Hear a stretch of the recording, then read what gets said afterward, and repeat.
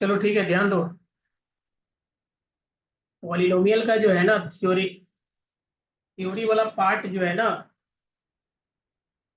Clear हो गया है। ठीक है, इसका जितना भी कॉन्सेप्ट है वो ऑलरेडी डिस्कस कर दिए हैं।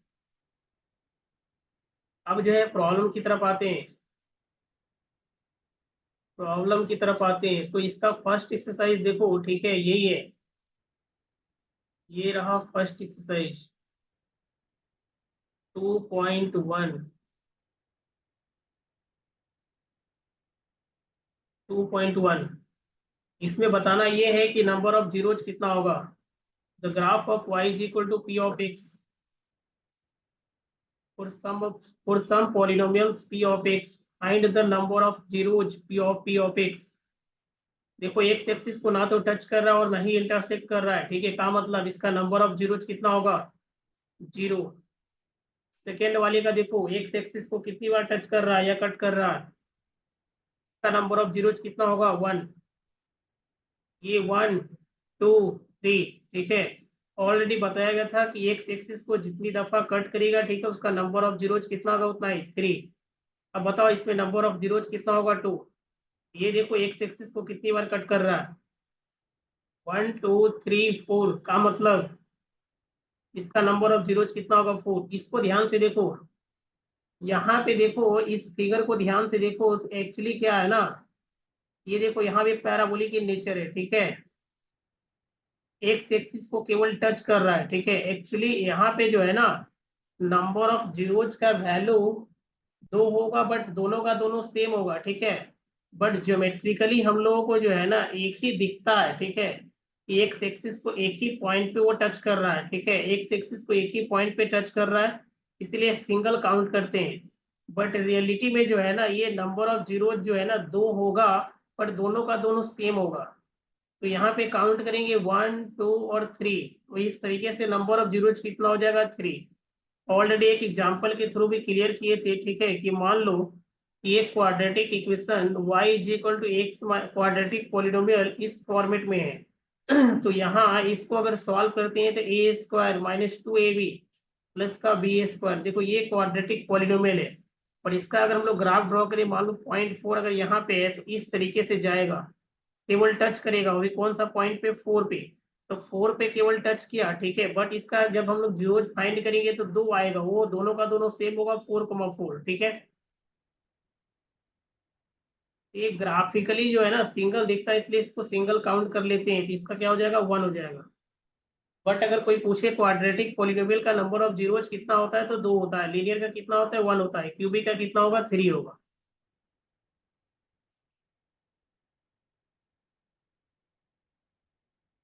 2.1 की तरफ आते हैं।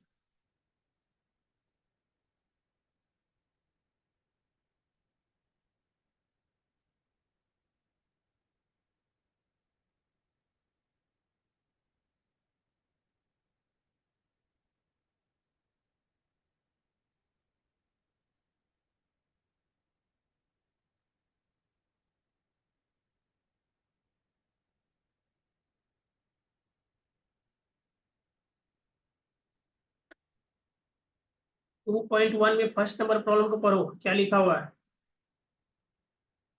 Find the zeros of the quadratic polynomial and verify the relationship between zeros and coefficients। between zeros and coefficient। ठीक है, तो इसमें टोटल तीन प्रॉब्लम को सॉल्व करेंगे। एक इसको सॉल्व करते हैं, एक फोर नंबर को और एक फाइव नंबर को, कि सॉल्व कैसे करना है और रिलेशनशिप को वेरीफाई कैसे करना है। क्लियर है। एक्सरसाइज 2.1।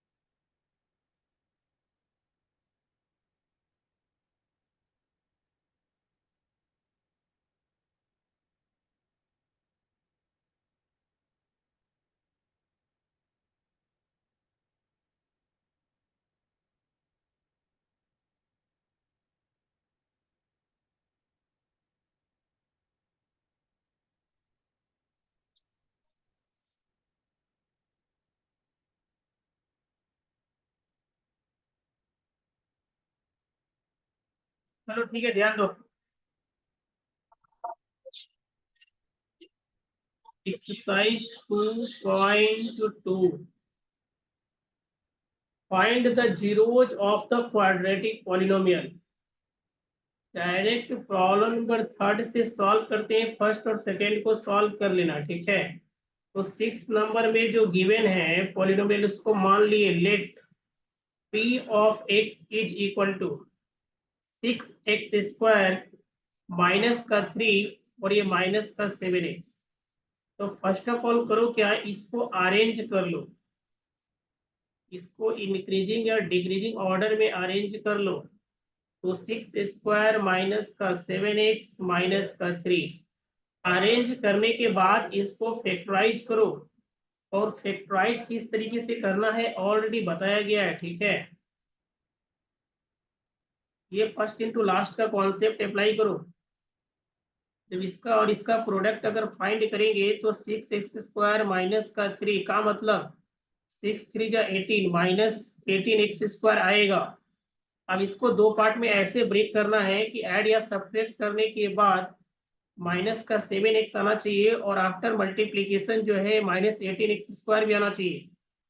और ये माइनस में 7x तभी आएगा जब माइनस 9x में प्लस 2x को ऐड कर दिया जाए। माइनस 9x में माइनस 2x को ऐड करेंगे।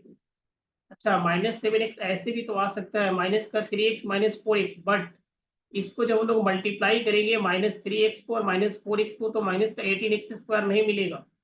का मतलब माइनस 9x को और माइनस 2x को अगर मल्टीप्लाई करते हैं तो माइनस का 18x² आ जाएगा, ठीक है, माइनस का 18x² आ जाएगा। अब ये बताओ, जब माइनस का 18x² अगर आ रहा है का मतलब इसको फैक्टराइज करते समय क्या लिखेंगे, माइनस का माइनस 7x को क्या लिखेंगे, माइनस का 9x और ये प्लस का 2x का मतलब माइनस का 3। अब बताओ यहाँ से 3x कॉमन ले सकते हैं क्या, तो 3x कॉमन जैसे ही लेंगे तो 3 टू जब कितना 6x² माइनस का 3 3 = 9x और यहाँ से 1 कॉमन लो, तो 1 कॉमन लेंगे तो 2x माइनस का 3, ये रहा 2x माइनस का 3 और ये 2x माइनस का 3। तो 2x माइनस का 3 कॉमन ले सकते हैं। अब ये 3x प्लस का 1,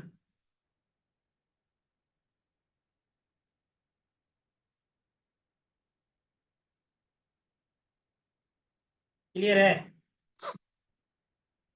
ये तो आ गया फैक्टराइज करने के बाद इस फॉर्मेट में। अब बताओ इसका जीरोज क्या होगा, जीरोज क्या होगा, तो 4 जीरोज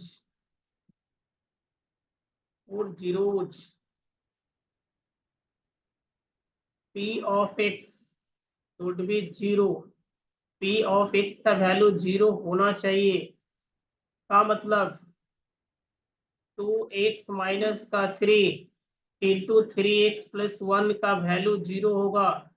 यानी जब इसको सॉल्व करेंगे तो x का वैल्यू, जब 2x minus 3 is equal to 0 करेंगे, जब 2x माइनस का 3 इज इक्वल टू 0 करेंगे तो x का वैल्यू क्या मिलेगा, इस -3 को राइट साइड में लेकर जाओ, x का वैल्यू क्या मिलेगा, तो 3/2। और ये 3x plus 1 is equal to 0 करेंगे तो x का वैल्यू कितना मिलेगा, माइनस का 1/3। तो x का दो वैल्यू आ गया, x का दो वैल्यू आ गया, ठीक है। इसको अल्फा मान लेते हैं और इसको बीटा मान लेते हैं। x का दो वैल्यू आ गया, इसको अल्फा मान लिए और इसको बीटा मान लिए, ठीक है। बताओ यहाँ तक क्लियर है, यहाँ तक कॉन्सेप्ट क्लियर है। जब जीरोज आ गया उसके बाद रिलेशनशिप बताना है, तो जब जीरोज आ गया उसके बाद रिलेशनशिप बताना है, सम ऑफ जीरोज, रिलेशनशिप बताना है जीरोज एंड कोफिशिएंट का। एक काम करो, अल्फा प्लस का बीटा बोले तो सम ऑफ जीरोज फाइंड करो, sum of zeros, sum of zeros is equal to sum of zeros का मतलब अल्फा प्लस का बीटा कितना आएगा, तो 3/2 प्लस -1/3 सॉल्व करेंगे तो ये 3/2 प्लस -1/3 एलसीएम लो 6 आ गया, 2 3 जा 6, 3 3 जा 9, 3 2 जा 6 और ये 2 का मतलब 7/6। ये सम ऑफ जीरोज आ गया, अल्फा प्लस बीटा का वैल्यू आया, sum of zeros alpha plus beta का वैल्यू आ गया। अब क्या करेंगे, प्रोडक्ट ऑफ जीरोज फाइंड करेंगे। तो प्रोडक्ट ऑफ जीरो, बट उससे पहले ये जो रिलेशन था alpha plus beta is equal to minus का बी बाई ए, उसी को वेरीफाई करना है, ठीक है। तो सम ऑफ जीरोज और फिर माइनस का बी बाई ए, बी बोले तो coefficient of x, coefficient of x by coefficient of X square का मतलब इसको लिख सकते हैं माइनस का बी बाई ए। बताओ इसका वैल्यू कितना आ रहा है, इसमें बताओ बी क्या होता है। इसको हम लोग अरेंज किए थे तो इस फॉर्मेट में लिखे थे -6x² माइनस का 7x माइनस का 3। बी एक्स का कोफिशिएंट होता है, एक्स का कोफिशिएंट कितना है -7 और एक माइनस पहले से, और ए का कोफिशिएंट 6। ये माइनस और ये माइनस प्लस 1 के बाहर निकलेगा का मतलब 7/6। अब ये बताओ ये जो 7/6 आ रहा है और यहाँ पे जो sum of zeros alpha plus beta दोनों का वैल्यू सेम आ गया का मतलब अल्फा प्लस बीटा बोले तो sum of zeros is equal to minus का बी बाई ए। माइनस का बी बाई ए का मतलब माइनस का coefficient of X upon coefficient of X square. एक रिलेशन तो वेरीफाई हो गया। अब अगर सेकेंड अगर वेरीफाई करना है, सेकेंड जो है प्रोडक्ट का, तो सेकेंड वाले को वेरीफाई करके देखो। सेकेंड वाले में क्या है,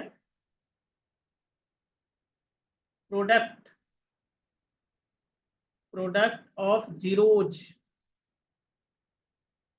is equal to alpha into beta. बताओ क्या क्या आया था, एक 3/2 और एक -1/3, दोनों को सॉल्व करेंगे -1/2 आएगा। अब जो है कैलकुलेट करो कांस्टेंट सी बाई ए का मतलब कांस्टेंट टर्म बोले तो coefficient of x to the power 0 by coefficient of X square बोले तो c बाई ए कैलकुलेट करना है। बताओ इसमें c का वैल्यू कितना है -3, एक्स स्क्वायर का कोफिशिएंट 6 का मतलब 1/2। बताओ यहाँ भी 1/2 है और यहाँ भी 1/2 है का मतलब प्रोडक्ट ऑफ जीरोज बोले तो alpha into beta is equal to C by A. ये इसी रिलेशन को वेरीफाई करना था और इस रिलेशन का वेरिफिकेशन हो गया। बताओ कॉन्सेप्ट क्लियर है, जीरोज कैसे फाइंड करेंगे, ठीक है, और वेरीफाई कैसे करेंगे relationship between zeros and coefficient. चलो एक प्रॉब्लम, इससे रिलेटेड दो प्रॉब्लम को और सॉल्व करेंगे। इससे रिलेटेड दो प्रॉब्लम को और सॉल्व करेंगे जिसमें बच्चे लोगों को सबसे ज्यादा दिक्कत आती है, ठीक है। मैक्सिमम बच्चा इस तीन प्रॉब्लम को डाउट के तौर पे पूछ ही लेते हैं। एक कॉन्सेप्ट क्लियर हुआ कि जीरोज कैसे फाइंड करना है और उसके रिलेशन को कैसे वेरीफाई करना है, बुझाया? बुझाया का बुझाया कि नहीं जी, ना बुझाया? क्या दिक्कत है बताओ? अरे किसी तरीके का कोई घबराहट कोई परेशानी है तो बताओ। दिक्कत है? ठीक है। अब जो नेक्स्ट प्रॉब्लम लेते हैं ना, उसको ध्यान से देखो, इसके थ्रू जो है ना, जो भी दिक्कत हो क्लियर हो जाएगा। सबसे पहले ये जो एनसीईआरटी का एक्सरसाइज 2.2 का 1 नंबर का एक 5th नंबर प्रॉब्लम है, ठीक है, 5 नंबर है, इसको ध्यान से देखो। तो ये जो प्रॉब्लम गिवन है वो टी के फॉर्मेट में है। ये जो 5 नंबर प्रॉब्लम गिवन है वो टी के फॉर्मेट में है, टी स्क्वायर माइनस का 50। तो फर्स्ट ऑफ ऑल करना क्या है, इसको मान लेंगे टी के फॉर्मेट में ही। Let P of T is equal to T square minus का 50। अब इसको फैक्टराइज करना है, ठीक है, फैक्टर के फॉर्मेट में लिखना है। इसको फैक्टर के फॉर्मेट में लिखने से पहले ये फॉर्मूला याद होना चाहिए, ए plus B into A minus B का होता है ए स्क्वायर माइनस का बी स्क्वायर। या यूं बोल सकते हैं ए स्क्वायर माइनस बी स्क्वायर का वैल्यू क्या होता है, तो ए plus B into A minus B. तो ऑब्वियस बात, इस फॉर्मेट में अगर लिखना है तो पहले प्रॉब्लम को इस फॉर्मेट में लिखना होगा। इस फॉर्मेट में लिखने के लिए इस 15 को √15 लिख लेते हैं, क्योंकि √15 का अगर स्क्वायर करेंगे तो वापस से 15 बाहर निकल जाएगा।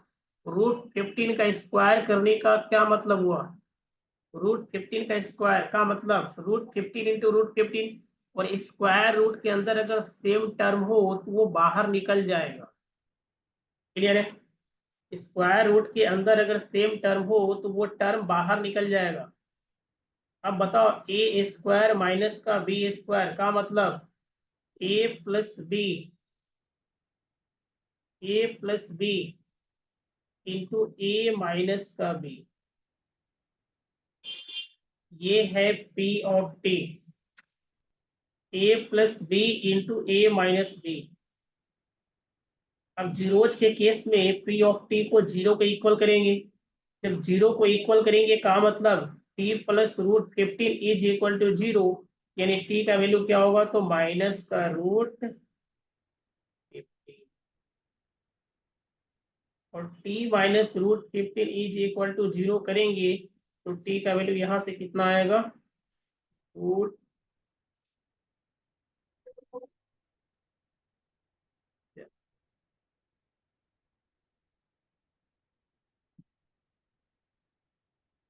जीरो जा चुका है, ठीक है, इसको अल्फा मान लो,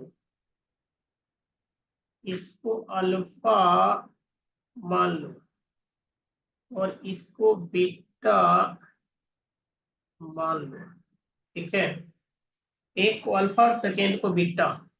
अब रिलेशनशिप को वेरीफाई करना है।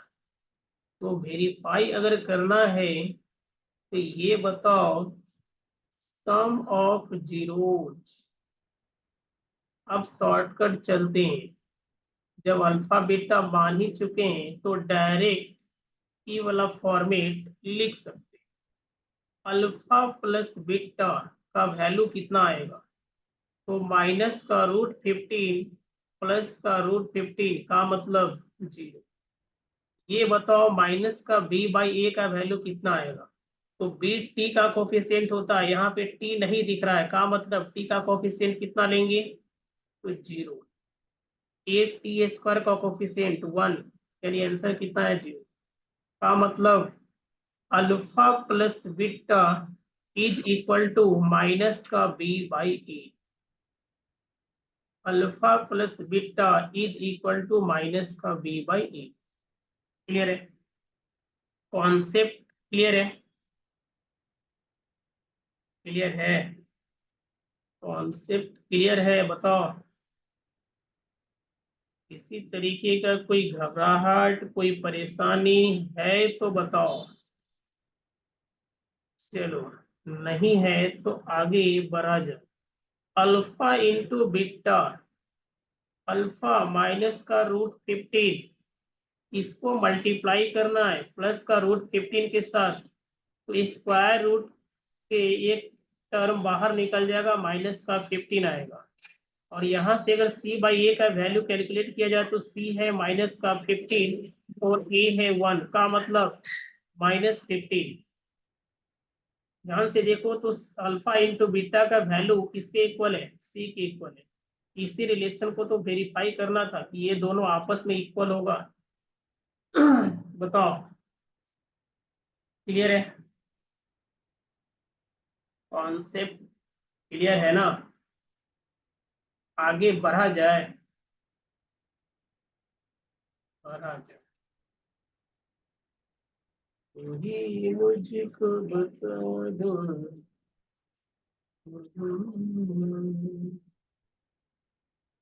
कॉन्सेप्ट क्लियर है ना जी? मन लग रहा है ना? अब मन नहीं लग रहा है ये भी बताओ। मन लगाने का भी दावा है। मन कैसे नहीं लगेगा भैया? मन कैसे नहीं लगेगा? मजा आ रहा है? पॉलिनोमियल के इस चैप्टर में, मैथ के इस पॉलिनोमियल वाले चैप्टर में हाउ वाला फील आ रहा है ना? क्योंकि फील आना इम्पोर्टेंट है। नेक्स्ट प्रॉब्लम की अगर बात करें तो ये 2.2 का 1 का थर्ड नंबर 4 नंबर को डिस्कस करने जा रहे हैं। 4 नंबर इस फॉर्मेट में लिखा हुआ है 4u² प्लस का 8u, 4u² प्लस का 8u। तो फर्स्ट ऑफ ऑल इसको u के फॉर्मेट में ही मान लो, ठीक है, कि 4u²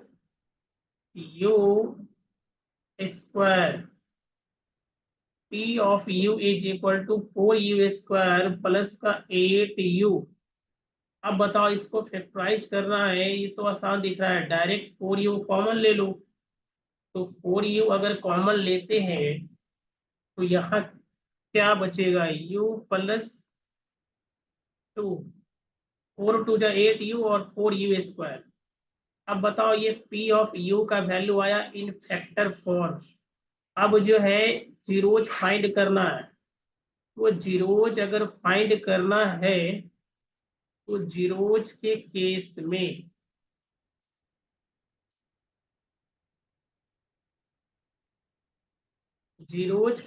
में P ऑफ u का वैल्यू क्या होना चाहिए, जीरो। तो जीरोज के केस में जब P ऑफ u का वैल्यू जीरो होना चाहिए, ठीक है, का मतलब 4u का वैल्यू जीरो होगा, यानी u का वैल्यू जीरो होगा, ठीक है। और जब इसको जीरो करेंगे तो u plus 2 is equal to zero, यानी u का वैल्यू कितना, -2। तो u का यहाँ पे दो वैल्यू आ चुका है, एक है जीरो और सेकेंड है -2। तो इसको अल्फा मान लो और इसको बीटा मान लो।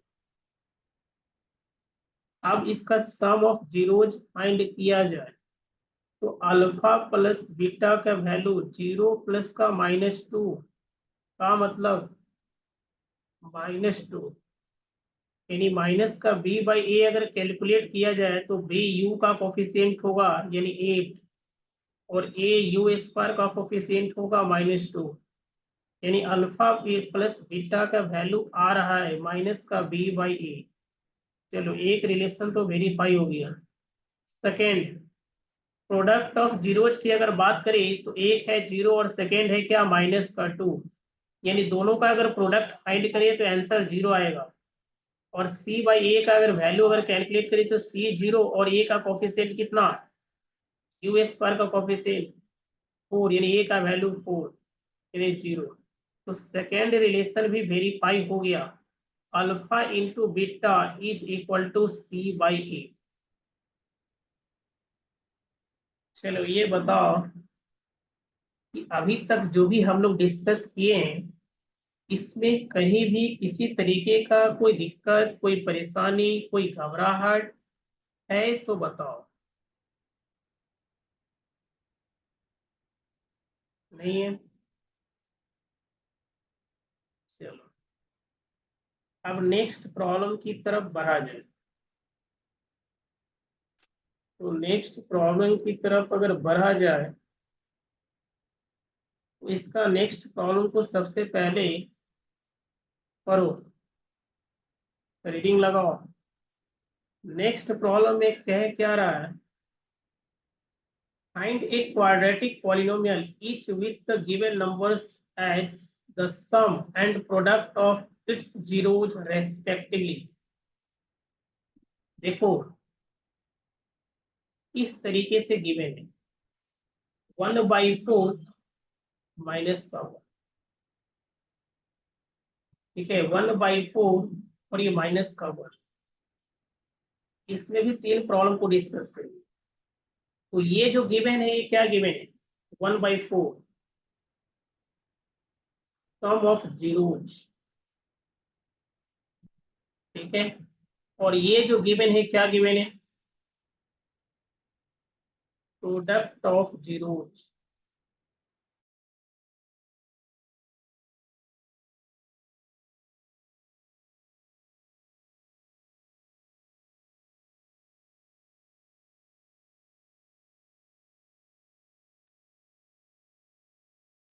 ये जो गिवन है क्या है, सम ऑफ जीरोज, और ये क्या है, प्रोडक्ट ऑफ जीरोज। ये 1/4 हो गया सम ऑफ जीरोज, और ये -1 हो गया प्रोडक्ट ऑफ जीरोज। ये गिवन है, ये प्रॉब्लम में गिवन है, ठीक है। तो फाइंड करना है, फाइंड ए क्वाड्रेटिक पॉलिनोमियल। उस क्वाड्रेटिक पॉलिनोमियल, ध्यान से सुनो, ध्यान से सुनो, उस क्वाड्रेटिक पॉलिनोमियल को फाइंड करना है जिसका sum of zeros 1/4 and product of zeros -1 ये गिवन है। उस क्वाड्रेटिक पॉलिनोमियल को फाइंड करना है जिसका sum of zeros 1/4 and product of zeros -1 given.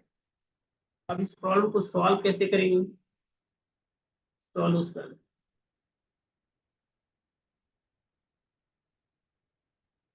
Late alpha and beta are,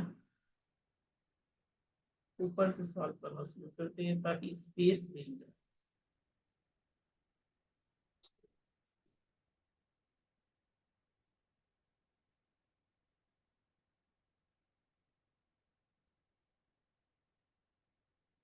solution,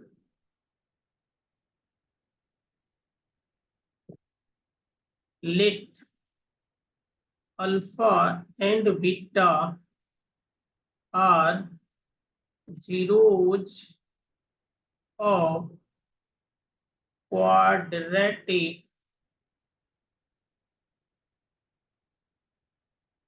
quadratic quadratic polynomial।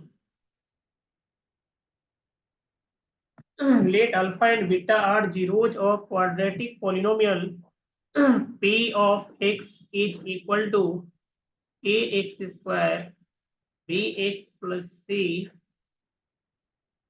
where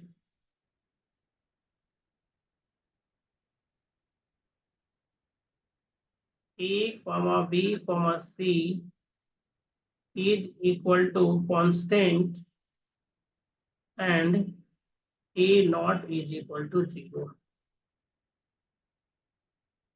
Let alpha and beta are zeros of quadratic polynomial p of x is equal to ax square bx plus c, where a comma b comma c are constant and a naught is equal to 0, ठीक है। अगर alpha और beta इस quadratic polynomial का, ध्यान से सुनो, alpha और बीटा इस अल्फा और बीटा इस क्वाड्रेटिक पॉलिनोमियल का अगर जीरोज है, ठीक है, तो अल्फा और बीटा अगर इस क्वाड्रेटिक पॉलिनोमियल का जीरोज है तो हम लोगों को पता है, ठीक है, इस सम ऑफ जीरोज अच्छा, अल्फा और बीटा इस क्वाड्रेटिक पॉलिनोमियल का जीरोज है, तो अल्फा प्लस बीटा का वैल्यू गिवन है, सम उसका गिवन है और प्रोडक्ट गिवन है, ठीक है।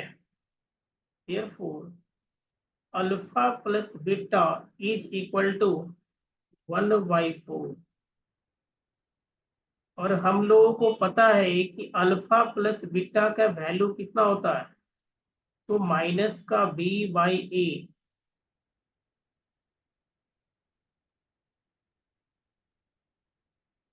और product of zeros alpha into beta का वैल्यू क्या होगा, अल्फा इंटू बीटा का वैल्यू -1 गिवन है, का मतलब c/a का वैल्यू गिवन है -1। ध्यान से सुनो, यहाँ पे a को सेम करने का कोशिश करो। ये देखो, या तो इसको 4 से मल्टीप्लाई करो,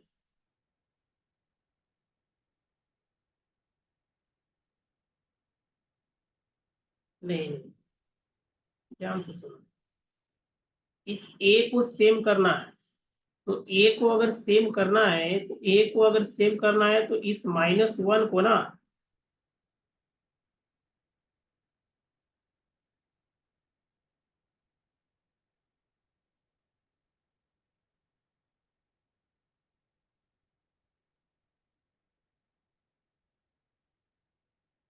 एक मिनट,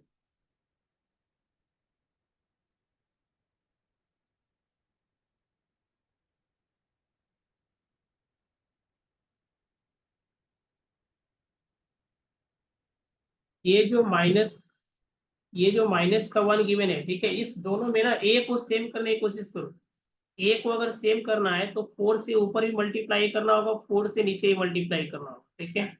जब 4 से ऊपर नीचे मल्टीप्लाई करेंगे तो -4 और नीचे 4 हो जाएगा। अब इस दोनों को कंपेयर करो, तो यहाँ से क्लियरली दिख रहा है कि a का वैल्यू कितना होगा, 4 होगा, और यहाँ भी देखो a का वैल्यू कितना है, 4 है। मतलब a का वैल्यू क्या होना चाहिए, 4, और अगर कंपेयर करें तो -b=1, का मतलब b=-1, -b=1, -b=1, का मतलब b=-1, ठीक है। और c का वैल्यू क्या हो जाएगा, ये c=-4। ये देखो, जिस पॉलिनोमियल को फाइंड करना था p ऑफ x में a का वैल्यू पता चल गया, a 4 यहाँ पे रख दो, तो 4x², b का वैल्यू -1, यानी -1 इंटू एक्स, -x, और ये -4, ये आ गया p ऑफ x। अगर इसको क्रॉस चेक करना है तो इसका जीरोज फाइंड करके देख लो, और जीरोज फाइंड करने के बाद उसका सम फाइंड करके देखो और प्रोडक्ट फाइंड करके देखो, यानी तो रिलेशन को वेरीफाई करके देखो। ये जो आया है p ऑफ x का वैल्यू ये आया है 4x² माइनस का x, और ये -4। तो बताओ, सम ऑफ जीरोज यही ना होता है, माइनस का b/a, तो माइनस का b/a, यहाँ पे b का वैल्यू कितना है, -1, और a का वैल्यू 4, माइनस माइनस प्लस 1/4 आ रहा है।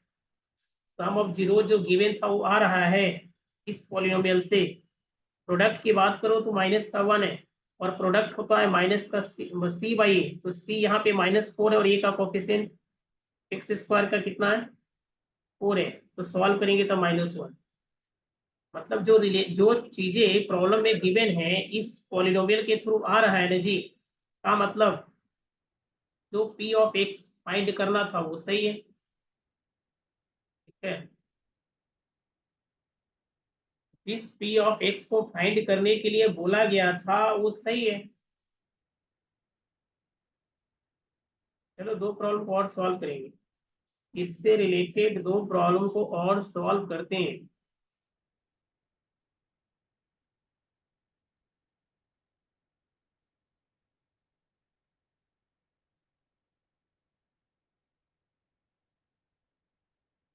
अब जो है इस प्रॉब्लम को सॉल्व करेंगे। एक है थर्ड नंबर प्रॉब्लम, जिसमें प्रोडक्ट गिवन है, सम ऑफ जीरोज गिवन है, सम ऑफ जीरोज गिवन है 0, एंड प्रोडक्ट गिवन है √5। ये है सम ऑफ जीरोज, क्या है, तो सम ऑफ जीरोज, और ये है प्रोडक्ट ऑफ जीरोज। ठीक है, अब इसको सॉल्व करना है, तो एक काम करो, फर्स्ट ऑफ ऑल लिख लो solution.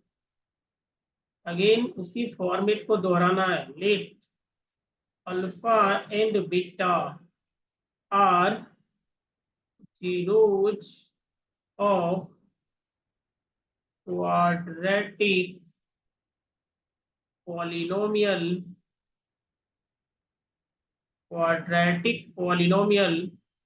p of x is equal to ax square bx plus c, where a comma b comma c is equal to constant term, constant, and a naught is equal to 0। ठीक है, अब देखो सम of zeros का value given है, बोले तो alpha plus beta का value given है कितना, 0, and product of zeros alpha into beta का वैल्यू गिवन है कितना, √5। अब ये बताओ, ये जो सम ऑफ जीरोज गिवन है 0, रिलेशन पता है, सम ऑफ जीरोज क्या होता है, माइनस का b by A. Alpha plus beta को किससे रिप्लेस करते हैं, माइनस का b by A, 0। And product of zeros alpha into beta को किससे रिप्लेस करते हैं, कर सकते हैं c बाई ए, बोले तो √5। नहीं कुछ तो नीचे 1 है, नहीं कुछ तो यहाँ 1 है, मतलब क्लियरली दिख रहा है कि a का वैल्यू कितना होगा, 1 होगा, b का वैल्यू 0 होगा, एंड c का वैल्यू कितना होगा, √5। का मतलब जिस पॉलिनोमियल को फाइंड करना है उसमें a का वैल्यू 1 रख दो, एक्स स्क्वायर, b तो 0 आ गया, c √5,